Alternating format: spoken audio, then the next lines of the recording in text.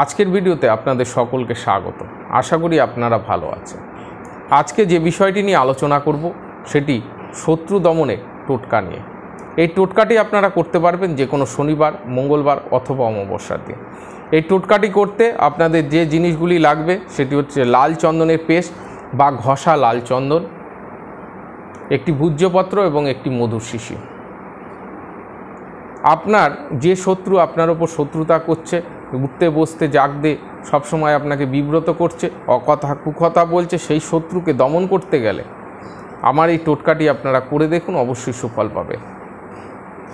ভূজ্যপত্র নিয়ে বসে শত্রুর নাম এবং গোত্র ভূজ্যপত্রে লাল চন্দন দিয়ে লিখুন। ভালো করে শুকিয়ে নেওয়ার পর সেই ভূজ্যপত্রটিকে মধুর শিশির মধ্যে ভরে দিন। ভরে দিয়ে আপনার ঠাকুরের আসনে কোনো এক সাইডে রেখে দিন। দেখবেন এই ক্রিয়াটির ফলে আপনার মারাত্মক থেকে মারাত্মকতম শত্রু আপনার বশ্যতা স্বীকার করবে, শত্রুতা ছেড়ে দেবে এবং আপনার সঙ্গে ভালো ব্যবহার করবে। এই ক্রিয়াটি করুন, অবশ্যই সুফল পাবেন। নমস্কার, আজকের মতো বিদায় নিচ্ছি।